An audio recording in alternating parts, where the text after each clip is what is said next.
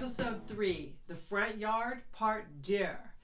We are excited to show you our design, our process, and then the final reveal.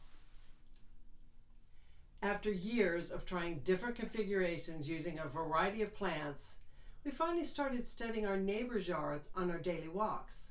No more hit or miss for us. What kind of plants do they use? Do they use a variety of shapes and textures? Do they use annuals or perennials? Do they look healthy?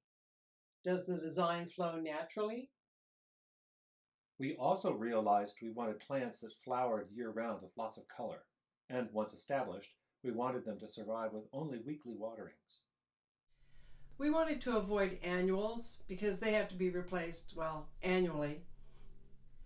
And because we wanted color most of the year, we limited the use of perennials whose flowers come and go seasonally. You can buy more mature plants at your nursery or garden center, but of course, they're more expensive and they can be harder to plant without help. We suggest sticking to your budget and buying smaller, less mature plants. Oh, and keep your receipts. Most places take back plants that don't thrive. Plus, to help your budget, you might be able to deduct your landscaping purchases from your taxes. Here's the design I put together, showing in pencil the plants to remove, and in color the new plants or plants we wanted to keep. Some of the first plants we began with years ago were doing very well, so we kept them and built our design around them.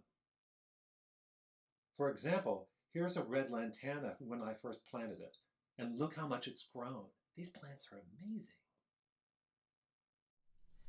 Before we could start planting, we had to remove all the plants we didn't want. You remember that giant agave cactus? That thing took all day to remove. It was such a monster, it had been slowly killing the red lantana beside it. Next, we made a list of plants we thought could work and wrote their names down on some paper plates. We put the plates out in the yard and kept moving them around until we decided where to place them. Then we took Rich's design and the paper plates to the nursery. That really helped us stay focused as we searched for the plants we hoped to find. We couldn't do all the heavy work by ourselves, so we hired someone for that. As always, we were looking for good workers we could afford. Here are some things to remember when hiring people. Stick to your budget. Talk to your neighbors. Word of mouth is a powerful tool. Be very clear about the details of what you want and get it in writing. Spray paint an X on the plants to be removed so they don't take out the wrong ones. And you may get frustrated, so be patient. A big part of our design was adding natural-looking rocks. To achieve that, we had several colors of rocks in mind to mix together, but it was difficult to get exactly what we wanted because supplies were limited. Again, there's that supply and demand thing during a pandemic. Using rock limits the number of plants you need, which takes less watering, and it looks great. To summarize, here are the steps we took to make our front yard our dream yard. Create a design plan. Choose which plants to remove. Make a list of plants. Write plant names on paper plates. Put plates around your yard to choose locations. Go to the nursery or a garden center. Hire workers. Choose type and amount of rock. Remove unwanted plants.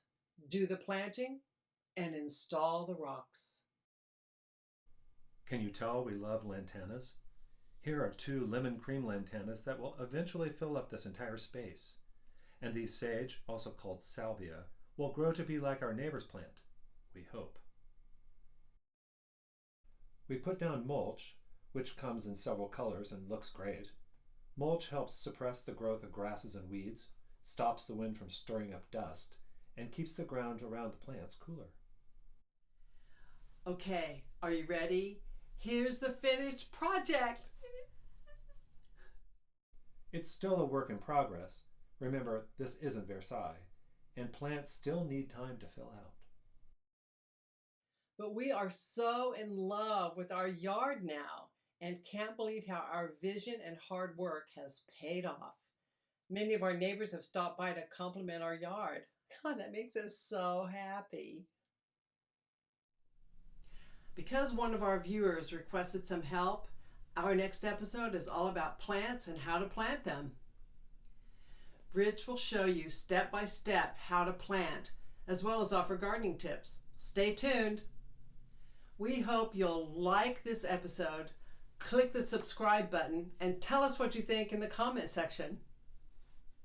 Oh, and please share our YouTube link with your friends. Thanks so much. See you next time.